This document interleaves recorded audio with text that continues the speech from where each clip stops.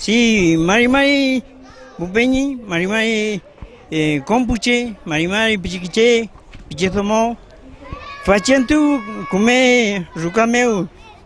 Penten, Peuman, Fachentu, Rucameu. Bueno, hoy hemos recibido en nuestra casa, como yo lo decía, después de tantos años de lucha, más de 8 años en la lucha para poder acceder a una vivienda digna, con el resto de los asociados, que son 15 asociados más.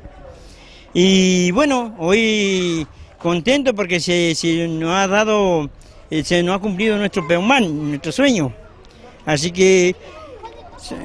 después, bueno, de tanto tiempo y decir que ojalá cada uno no sepan cuidar su vivienda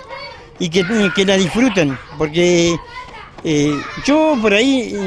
no pretendo que me agradezcan, porque a mí me gustan los trabajos sociales, siempre me gustaron los trabajos sociales. Uno a veces prefiere que lo recuerden de otra manera, como nuestro ancestro. Y bueno, también hoy doble alegría porque también salió mi ñuqué de una enfermedad bastante complicada que le estaban dando el alta hoy, y bueno, un saludo para ella también, y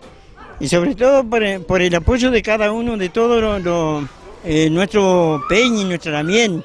el grupo que tengo en la cooperativa Pillancuché, ha sido un grupo por ahí bastante tolerante, sobre todo porque no he sabido llevar yo, porque muchas veces, a veces la necesidad, yo siempre dije, la necesidad tiene cara de hereje, y muchas veces algunos compañeros, algunos integrantes querían irse a tomar una tierra, y yo les dije que ese no es el pensamiento mapuche, ese no es el pensamiento mío. Si ellos lo quieren hacer, que no lo hagan como cooperativa, que lo hagan cada uno individual. Pero yo no soy de esa clase de pensamiento, no es mi pensamiento. Así que espero que cada uno de ellos se sienta feliz, que cada uno de ellos puedan disfrutar su casa para poder criar su hijo, su nieto. Y bueno, tengo muchas ganas de seguir trabajando para el resto de la sociedad, porque hay una gran demanda gran demanda habitacional, que a veces a mí que me ha tocado recorrer barrio por distintas circunstancias,